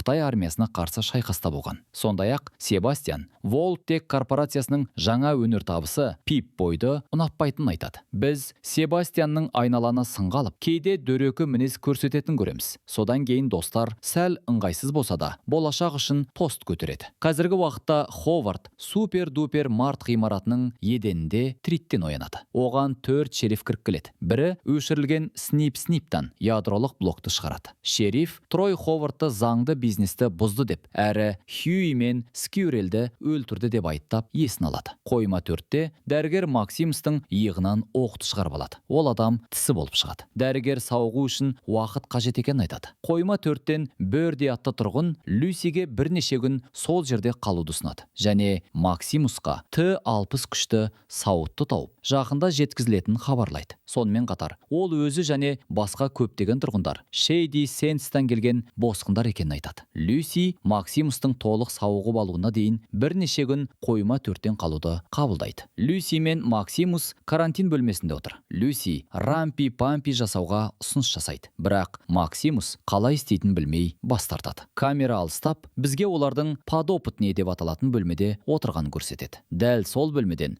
Ховард бұрынғы жарнамалық роликте өткен еді. Карантиннен шыққан соң Люси мен Максимус атриумде түскі ас ішіп отыр. Люси қуанып, қайтадан қойма тұрғындарының арасында екенін, қоқыс жердегідай су табу қиын емес екенін сезеді. Ал Максимус қойма номер 4-ші бір түрлі сектаның ортасы деп ойлайды. Люси оны сендіруге тырысады. Қоймада бәрі бір-біріне көмектесіп, қолдау көрсетеді. Сол кезде Бөрді келеді де, оларды қойма 4-шінің қадағалаушысы Бенджаминмен таныстырады. Оның бір ғана көзі бет ортасында орналасқан. Ол оларды жылы қарсы және басты ережені ескертеді. 12-ші қабатқа көтерілмеу керек. Бенджамин мен Бөрді кеткен соң, Люси қойма 4-ші тегі басқа тұрғындардың да физикалық өзгерістері барын байқайды. Біреудің мұрны маңдайында, ал біреудің көздері артас менетилдей жарық шашып тұр. Сол сәтте флешбек басталады. Ховард әйелімен джакузиде жатыр. Ол әйеліне Волттек корпорациясынан шығуды ұсынады. Өзі де шоу бизнестен кетуді ойлап жүргенін айтады. Ховард ранчо сатып алып, шынайы каубой болуды армандайтын жеткізеді. Бірақ Барб бұл ойға күледі. Шошқаларды күтіп баптауға уақыт жоқ. Ал Волттек корпорациясында атқарушы директорлық лауазымнан бас тартқысы келмейді. Содан кейін Барб Пип-бойын киеді. Ховард бұл жағдайдан ренжиді. Ховард барда босы Чарлимен кездесіп, оның коммунистік жиналыстарға қатысуына ашуланады. Әсіресе олардың Қытай АКШ соғысында бірге қызмет еткенін ескерсек. Чарли Волттек адамдарды емес, пайда табу үшін қойманы сатады деп түсіндіреді. Сонымен қатар, корпорация Қытай мен АКШ арасындағы болашақ бейбіт переговорларды бұзғысы келеді. Өйткені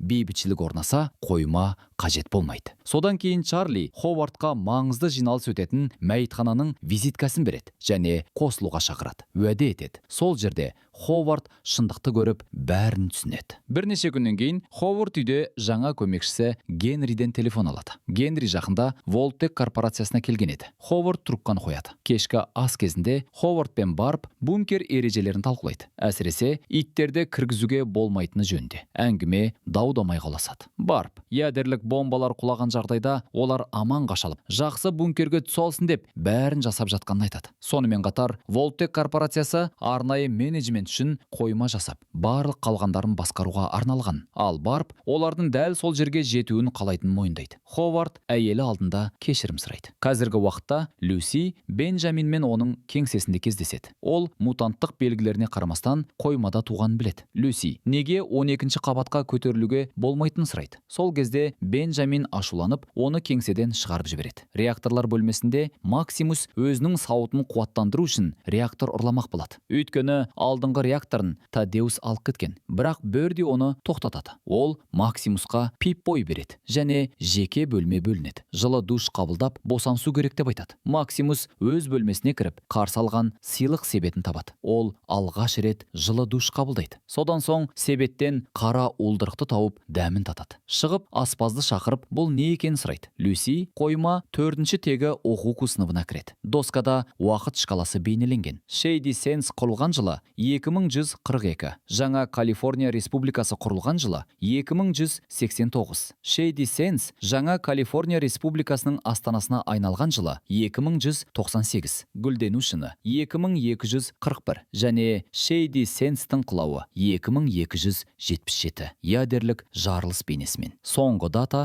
Люсиге ерекше әсер етеді. Осы жылы оның анасы Роуз қайтыс болғанын еске алады. Сыныпта Люси жаңа Калифорния Республикасының туын табады. Ол ескі Калифорния туына ұқсайды, бірақ екі басты мутант аю бейнеленген. Осы уақытта босқындар дәстүр бойынша атриумге жинала бастайды және Люсиге қосылуды ұсынады. Ховардты АқШ-тың өзін-өзі жариялаған президенті Сорел Букерге әкеледі. Ерлер бір-бірімен таныс болып шығады. Ховард Люсидің қиып алған саусағын тігу үшін ине мен жіпті сұрайды. Сорел Тройдан ине, жіп пен саусақты әкелуді тапсырады. Ховард саусағын тігіп жатқанда, Сорел оның қызын іздеп жүргенін байқайды. Өйткені Ховард оның әлі тірі екеніне сенеді. Ховард болса Ли Молдаверді тілге тиек етіп, оның жайын АқШ-тың жаңа президентінен де жақсы білетінін айтады. Сорел Ховардқа Супер-дупер Март супермаркеті олардың қорғауында болғанын айтып береді. Ховард Люси туралы айтпай, супермаркеттегі өлтіру әрекеттері үшін кінәсін мойындайды. Сонымен қатар, Филиде болған атыс бойынша бірнеше ондаған адамды өлтіргенін мақтан айтады. Трой әкесінің Филиде тұрғанын айтады. Ховард болса, оны мүмкін өлтіргенін мойындайды. Трой қаруын нысана қалады. Бірақ Сорел оны сабырға шақырып, Ховардты артқа аулаға апарып, шошқаларға беруді бұйырады. Ховард Трой мен Рекстің шерифтерін омай өлтіреді. Ол Молдавер бейнеленген плакатқа назар аударады және оны білетінін айтады. Бұрын ол оның бетін көрмеген еді. Біз флешбекке ораламыз. Ховард зират бюросына келеді. Чарли оны жиналысқа қарсы алып, лидерлермен таныстырады. Ли Молдавер. Ол өзін Ховард фильмдерінің үлкен жанкүйер деп атайды. Қойма атриумінде тұрғындар пип-бойларын шешіп, ритуал бастайды. Орталық үстелге шам жағылып, сыбырлаған дыбыстар шығарылады. Люси алғашында шатасады, бірақ олар сияқты әрекет етеді. Бір сәтте бәрі киімдерін шешіп жатыр, бірақ Люси өз-өзіне шектеу қояды. Босқындар отты ана деген атты ұрандай бастайды және Шейди Сенс тұрғындарының күлін өздеріне жағады. Содан кейін топқа Молдавердің портреті көрсетіліп, олар оған сәжде етеді. Шын мәнінде отты ана Ли Молдавер екені анықталады. Ритуалдан кейін Люси Максимустың бөлмесіне келеді және бұл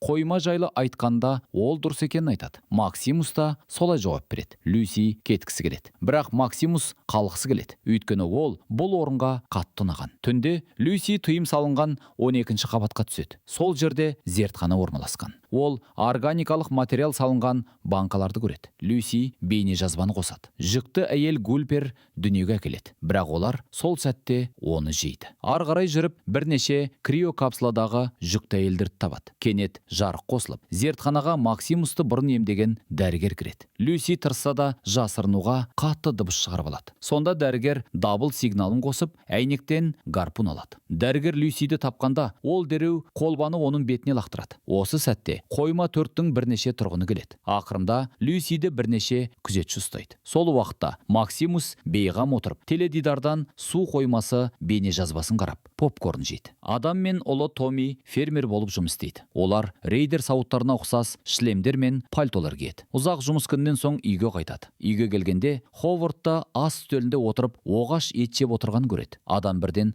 Ховард оның қызы Сандраны жек қойған деп ойлайды. Бірақ қыз тірі болып шығады. Ховард күлкіге қалады. Адамның не ойлағанын түсініп, адам Сандраны сатқа шығарып, сол жерде күтуін бұйырады. Сандра шыққан соң Ховард хатты шығарып, адамнан қанша баласы бар екенін сұрайды. Адам 3 баласы бар екенін мойындайды. Ал үлкен ұлы Руфус 2 жыл жыл бұрын Молдаверге қосылған. Ховард хатты ашады. Онда Руфус Фоммиге ақша жіберіп, Филиден Молдаверге дәрігер Вильцикті жеткізу үшін курьер жалдауды жазған екен. Ховард хат Руфусты өлтіргенде зақымдалғанын айтып, Молдавердің орнын анықтай алмайтынын мойындайды. Адам баласынан отбасын қорғау үшін Молдавердің орнын білуін талап етеді. Томми көнбейтіндей айтып, Молдавер Гриффит обсерваториясының қирандыларында екенін айтады. Кетпес бұрын Ховард Томмиден сұрайды: Ли бауыр үшін кек алмақ па, әлде тірі қалғысы келе ме? Томми қаруға қолын созады, бірақ Ховард тезірек болып оны өлтіреді. Осыдан кейін Ховард кетіп, адамды қайғыға қалдырады. Ұлы соғысқа дейін Молдавер сол кезде мисс Уильямс деп танымал өлім қызметінің бюросында жиналыс өткізеді. Ол шын жаулар, билік басындағылар екенін айтады. Ховард оған мазақтай қарап кеткісі келеді. Бірақ Молдавер тоқтатады да Волттек корпорациясы оның ой пікірін ақшамен сатып алды деп болжайды. Содан кейін Ховардтан апокалипсисті сатуға қанша тұратынын сұрайды. Ховард оған сынмен жауап береді де, өз кезегінде оның саяси идеологиясын қаншаға сататынын сұрайды. Сол сәтте Молдавер Ховардқа оның әйелі туралы білетінін айтып, ол жайлы Ховард тіпті білмейтін қырынан таныс екенін білдіреді. Жиналыстан кейін Ховард Молдавермен жеке сөйлесуге шешім қабылдайды де, оның әйелі туралы қалай білетінін сұрайды. Молдавер баяндайды. Оның бөлімшесі бір кезде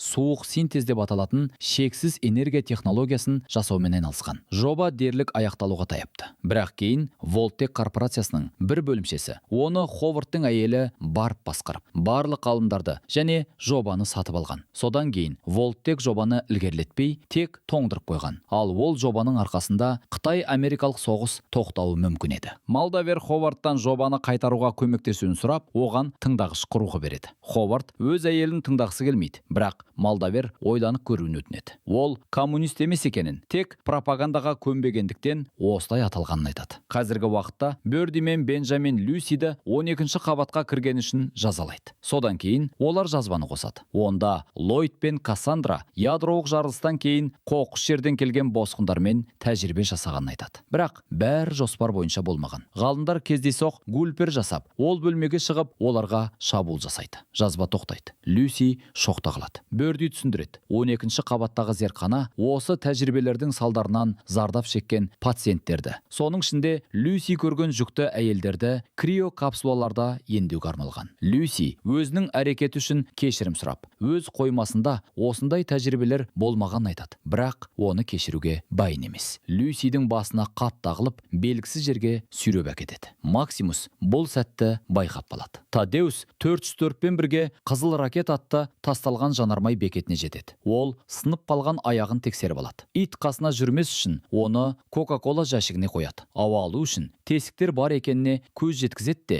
радио байланыс үшін болат бауырластыққа хабарласуға радио тұрақ іздеуге кетеді. Люсиді атриумға әкеліп, бағанға байлап қояды. Қоймадағы барлық тұрғындар жиналады. Бенджамин мачете шығарып, оны қоқыс жерге қуып жібереді. Оның білектеріндегі арқанды қиып, топтың мақұлдау айқайлары арасында Люсиге қосымша 2 апталық азық-түлік беріледі. Аман қалуға мүмкіндік беру үшін. Шығарда Люси Максимусқа қамқор болуды сұрайды. Ол жақсы адам екенін және қоймаға қуанып жүргенін айтады. Сол уақытта Максимус қойма 4-тен ядролық реакторды шығарып, электр жарығы өшеді. Бірнеше минуттан кейін резервтік генератор арқасында электр қайта қосылады. Максимус атриумға шығып, бәрін қиратуды бастайды. Люсиді босатуды талап етеді. Ол оған бұны түсіндіреді. Оны бұрыннан босапқан. Қоқыс жерге оралғанда Люси Максимусқа реакторды қайтаратынын өтінеді. Өйткені резервтік қуатпен қойма бірнеше күн ғана өмір сүре алады. Алғашында ол қарсылық танытса да, соңында келісіп реакторды орнына қояды. Люси Максимусқа қоймада 33-ші нөмірлі үйде тұруға болатынын ұсынады. Максимус өз атының Титус емес, Максимус екенін мойындайды. Оның рыцария оны қорқытқан. Сондықтан ол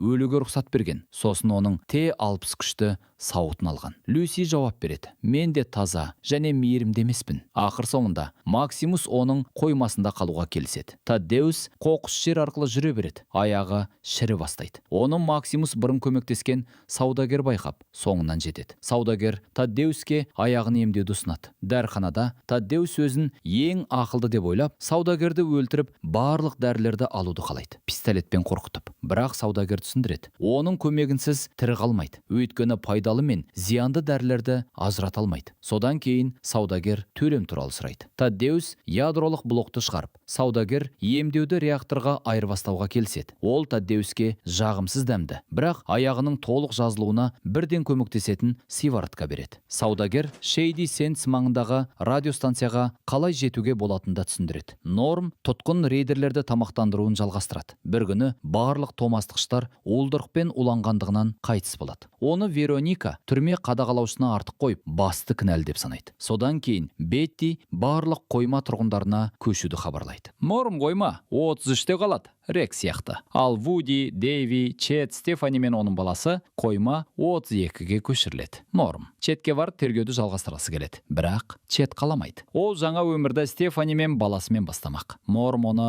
қорқақ деп атаса, Чет бәріміз қорқақпыз. Сондықтан қоймада тұрамыз. Қоқыс жерде емес деп жауап береді. Ховард тасталған қызыл ракета жанармай бекетіне жетіп, Тадеустың қанын байқайды. Содан кейін дыбыстар естиді. Кока-кола жәшігін ашқанда Тадеус қаптап кеткен итті табады. Ол итті өзімен алып кетуді шешіп, оны Догмит деп атайды. Догмит Fallout 4 ойындағы басты кейіпкердің итінің аты. Флешбекке ораламыз. Ховард әйелі Барптың Пип бойын тыңдауды ойлап, оған тыңдағыш құрылғы қосады. Барп бөлмеге кіріп, Пип бойын киеді. Ховард оның қызы Жәнемен әдеттегі әңгімесін тыңдайды да, кінә сезіміне беріліп, құрылғыны қоқысқа лақтырады. Кешке Ховард Волтек корпорациясының жарнамалық ролигін теледидардан қарап, кейін лақтырған тыңдағышты қоқыстан іздейді. Ховард Рузвельт атты итін мейірлеп сипап, қоймадағы үй жануарларына тыйым салынғанын еске алады. Қазіргі уақытта Ховард Догмитке бұрынғы итін Рузвельтті алмастыра алмайтынын айтады. Таңертең Тадеус Карл атты адамның радиостанциясына жетіп, болат бауырластыққа көмек сұрап сигнал жібереді. Ол Карлдың музыкасын тыңдайтын кейіп танытып, станция аумағына таратылған қапшықтар мен тұзақтарды байқайды. Карл оларды музыкасына наразылық білдіргендерді өлтіру үшін қойған. Сол кезде Максимус пен Люси пайда болады. Тадеус оларға атып бастайды. Бірақ оқтары әрдайым ауып кетеді. Патрондары бітеді. Себебі ол нысанаға дәл тигізе алмайды. Люси Тадеусқа Вильсктің басын беруді сұрайды. Ал Тадеус артқа шегінгенде дәл Карлдың бір тұзағына түсіп кетеді. Жебе мойнына кірсе де, бәрінің таңғалысына қарамастан ол өліп кетпейді. Тадеус жебені шығарып алады. Ал мойнындағы тесік өздігінен жазылады. Максимус түсінеді. Тадеус гүлге айналған. Ал Тадеус та бұл саудагердің ісі екенін біледі. Көлде болат бауырластықтың 3 вертибөрі пайда болады. Тадеус қорқа бастайды. Себебі, егер болат бауырластық гүл екенін білсе, оны өлтіреді. Максимус келісім сынады. Тадеус Вильсктің басын береді. Ал Максимус болат бауырластықты тежеп, Тадеусқа қашуға мүмкіндік жасайды. Тадеус келіседі. Максимус Карлдың музыкасына қарсы шыққан құрбандардың бірінің басын алады да,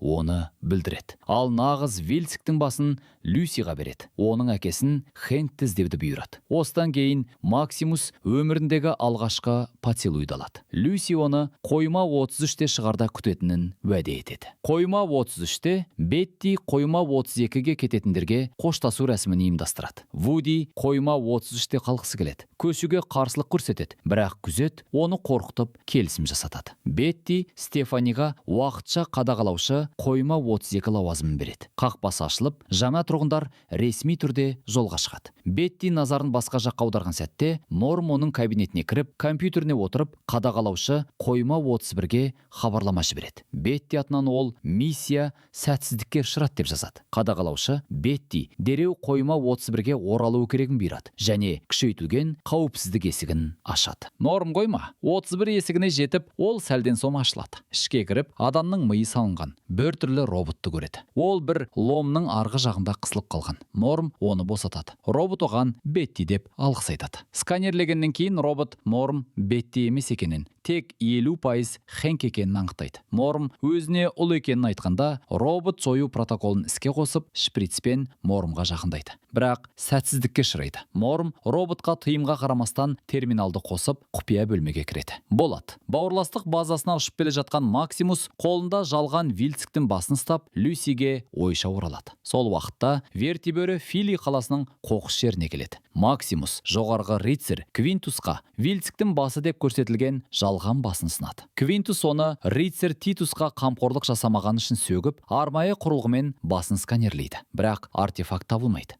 Квинтус бірден Максимус әкелген бас шынайы емес екенін түсініп, оны өлім жазасына кеседі. Максимус айқайлап, шынайы бас қайда екенін білетінін айтып, жолын көрсетем деп уәде етеді. Оның атынан Дейн араша түсіп, ең жақсы досының өмірін сақтап қалуды өтінеді. Сол сәтте Дейн өзіне бритвамен аяқтан жарақат салғанын мойындайды. Себебі Сквайрға айналудан қорқыпты. Сөйтіп, Квинтус Максимусты кешіреді. Жеке әңгімеде Максимус Титус Яогвай аюынан қашып бара жатып, қаза таққанын баяндайды. Квинтус өзі де болат бауырластықтың қазіргі жағдайына қанағаттанбайтынын айтады. Үйім жолынан адасып кеткен деп санайды. Титустың өлімі оның пікірін нығайтады. Квинтус артефакты арқылы болат бауырластықты өз көзқарасы бойынша қайта құруға мүмкіндік көретінін айтып, Максимустан оған көмектесуін сұрайды, өзінің оң қолы болсын деп. Сол уақытта Люси шынайы Вильсиктің басын алып Гриффит обсерваториясына жетеді. Жол бойында ішкі ауласы қарапайым тұрғындармен толды екенін байқайды. Люси Молдавердің басқару бөлмесіне кіріп, әкесін Хэнкті торда ұсталған көреді. Сондай-ақ Молдаверді өзі мен Ферал Гуль әйелін кешкі ас үстінде күтіп отырғанын көріп қалады. Люси Вильсиктің басын Молдаверге береді. Молдавер арнайы құрал арқылы басынан артефакт шығарады. Люси әкесін тордан босатуды талап етеді. Молдавер келіседі. Бірақ алдымен оны тыңдауды сұрап, шын мәнінде әкесі кім екенін түсінгісі келеді. Ол Хэнк қойма 31 тумасы емес. Шын мәнінде Волттек корпорациясының қойма 31-де криогендік камераларда мұздатылған көптеген қызметкерлердің бір екенін хабарлайды. Морм қойма 31-дегі бір бөлмеден Волттек корпорациясының криогендік камераларына салынған қызметкерлердің капсулаларын табады. Солардың ішінде Хэнк пен Бетти де бар, және олар қазір ашылған. Адам миы бар робот өз шынайы тұлғасын мойындайды. Ол Бат Аскинс өз миын роботқа енгізген. Сол арқылы өлімнен құтылған. Және ол Волттек корпорациясының оңтүстік Калифорния бөлімшесін басқарған. Аскинс өзі қадағалаушы қойма 33 екенін хабарлайды. Жанындағы монитордан Морм қойма 31-дегі тұрғындардың тізімін көреді. Соның ішінде Стефани де бар. Аскинс Мормке әкесінің Хэнк АКШ-та ядролық бомбаның құлауына дейін туғанын айтады. Дәл солай қадағалаушы Бетти, Стефани және басқа да қойма 31 тумалары туралы ақпарат береді. Морм Аскинс миынан қойма 32 мен 33 не үшін керек екенін сұрайды. Аскинс жауап береді. Бұл олардың генофонды, яғни элита. Планетаны болашақта басқаруға арналған болашақ көшбасшыларды шығару үшін. Морм бойма 33-ке оралу керегін айтады. Аскинс жауап береді. Бар болған ақпараттан кейін ол кетуге мүмкіндігі жоқ. Есігі блокталады. Аскинс оны тек қоқыс жердегі барлық тірі тіршілік толығымен тазартылған соң ғана ашады. Бұл жүздеген жылдарға созылуы мүмкін. Аскинс Нормке таңдау ұсынады. Әкесінің криокапсуласында ұйықтап бірнеше 100 жылға ояну немесе аштықтан өлу. Сол уақытта Максимус пен болат бауырластық. Хэнк, Молдавер мен Люси тұрған обсерваторияға шабуылға дайындалады. Экипировка жасалып жатқанда Дейн Максимусқа кешірім сұрап, өзіне Титус Сквайр болуға мәжбүр болған. Сондықтан қауіпке ұшыраған айтады. Максимус Люси деген керемет қызбен кездескенін, Молдаверді өлтіргеннен кейін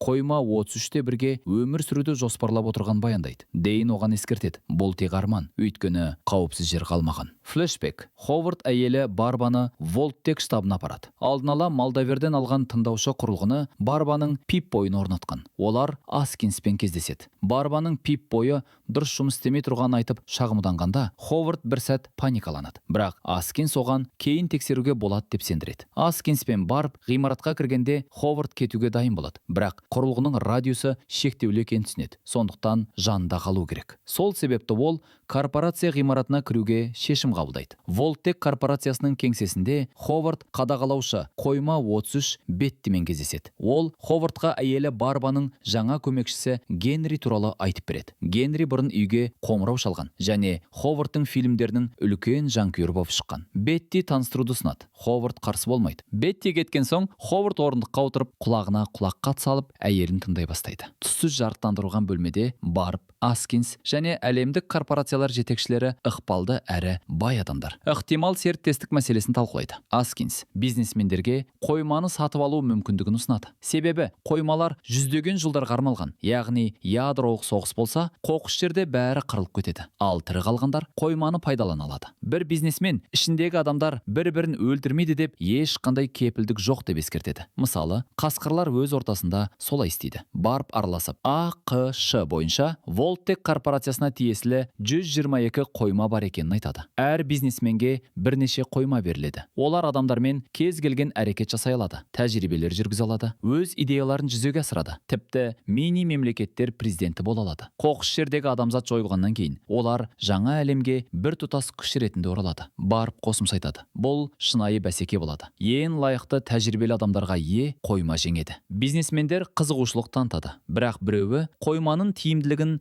қалай қамтамасыз ететіндерін сұрайды. Барып өздері жасайтынын, яғни ядролық қақтығысты әдейі туғызатынын түсіндіреді. Біз сонымен қатар анклав қызметкері болуы мүмкін көлеңкелі фигураны көреміз. Яғни Волтек корпорациясының жасырын басқарушысы немесе көлеңкелі үкімет мүшесі. Бұл кім екенін 2 маусымнан білетін боламыз. Арнаны жазыл достар, оны жіберіп алмау үшін. Ховард бұл жаңалықтан дүр сілкінеді. Кеңсеге Бетти қайтып келеді. Ал барлығының алдында Барбаның жаңа көмекшісі Генри шығады. Ол жас Хэнк Маклин болып шықты. Люси мен Мормдың әкесі. Хэнк Ховардқа өзінің Дед Хорстан келген адам фильмінің үлкен жанкүйері екенін айтады. Әсіресе Ховард жауызды өлтіретін сахнаны жақсы көретінін жасырмайды. Генри автограф сұрайды. Малдавер Люсиге өзінің анасы Роузбен таныс екенін ашып береді және анасының тарихын баяндап бастайды. Бірде Роуз қоқыс жерден қойма 33-тегі су көзінен су шығарылып жатқанын байқап, бұл туралы күйеуі Хэнкке хабарлайды. Бірақ Хэнк оның қорытындысын толық жоққа шығарып, мән бермеуге кеңес береді. Роуз бірден түсінеді. Хэнк бірдеңені одан жасырып отыр. Сондықтан ол 2283 жылы балалармен, Люси мен Нормбен бірге қойманы тастап шығады. Балалар әлі кішкентай болғандықтан сол оқиғаларды жақсы есінде сақтамайды. Қоқыс жерге жеткен соң, Роуз өз қорытындысының дұрыс екенін көреді. Ядерлік апокалипсистен кейін цивилизация қайта орала бастайды. Ол балалармен бірге жаңа Калифорния республикасының астанасы Шейди Сенсқа қоныс аударады. Мұнда балалық шағында Максимус тұрған. Сол жерде ол Малдавермен танысып, Хэнкпен қойма туралы әңгімелеседі. Хэнк әйелі қойманы тастап кеткенін білген соң, алдымен 7 жастағы Люси мен 6 жастағы Нормды Шейди Сенстен алып кетеді. Кейін қаланы ядролық бомбамен жойып жібереді. Малдавер Люсиге суық синтез технологиясын әкелгенін түсіндіреді. Бұл шексіз энергия көзі. Уақыт өте келе әлемді қалпына келтіре алады. Бірақ Волтек жобаны сатып алған соң, барлық материалдар құпия болып қалады. Технологияны тек сенімді адам Хэнк қана іске қоса алады. Сондықтан Малдавер оны ұстап алады және тек ол ғана парольді біледі. Люси Малдаверден анасына не болған сұрайды. Малдавер үстелдегі әйел гүлға нұсқап, ол оның анасы екенін көрсетеді. Люси әкесінен код жазуды сұрайды. Ол риза болмай, бірақ кодты береді. Код алғашқы Fallout ойынының шығу күні, яғни айқын еске салу. Енді ашылған артефактты пайдалана отырып, Малдавер суық синтез реакторын қосады. Хэнк Люсиге анасын жақсы көргенін айтады. Сол сәтте ауа дабылы қосылады. Болады. Бауырластық обсерваторияға толық шабуылға кіріседі. Ескертулерге қарамастан ғимаратқа қарай жылжиды. Максимус пен Дейн әр бағытқа кетеді. Максимус Шорсайт офицерінің жетекшілігімен обсерваторияға кіріп барады. Сол кезде Ховард жасырын артқы есіктен өтіп, Шорсайт тобына засад жасайды. Ол жарықты өшіріп, команданы адастырады. Ал Т-60 күшті Сауыттағы әлсіз жерлерді пайдаланып, бұрынғы теңіз пехотасындағы тәжірибесі бойынша Шорсайт отрядын жояды. Максимус қана аман қалады және қашып кетеді. Хэнк Люсиге клетканы ашып, үйге бірге кетуді ұсынады. Бірақ қыз батылы жетпейді. Сол кезде Максимус бақылау бөлмесіне жетіп, Хэнктің клеткасының құлпын атып, оны босатады. Люси Максимусқа өз әкесінің Шейди Сенс қаласын жер бетінен қалай жойғанын айтып береді. Хэнк Т-60 күшті сауытты киеді. Оны болат бауырластықтан қаза болған жауынгерден ұрлап алған. Ал сол жауынгердің басын граната жарған Ховард қиып бастаған болатын. Хэнк Люсиге жақындап, оны қойма 33-ке алып кетпекші болады. Максимус қызды қорғайды және Хэнкке оқ атуға тырысады. Бірақ Хэнк